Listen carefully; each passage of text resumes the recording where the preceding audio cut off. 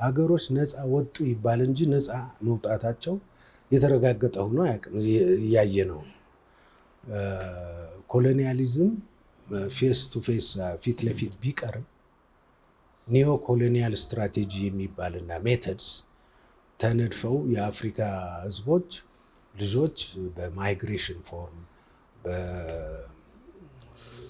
በዲቪ ፎርም በስደትና በትምህርት በስኮላርሽፕ ፎርም በዛ እያለ በሙሉ በወዶ በኃይል በኮሎኒያል ከመገዛት ይልቅ በወዶ ገብነት እየሄደ ሰው የተለያየ ሀገር ዜግነቱን እየቀየረ ነው ያለው እና ኢንዳይሬክትሊ ኒዮ ኮሎኒያል ሲባል ዝም ብሎ ቲዮሪ አይደለም።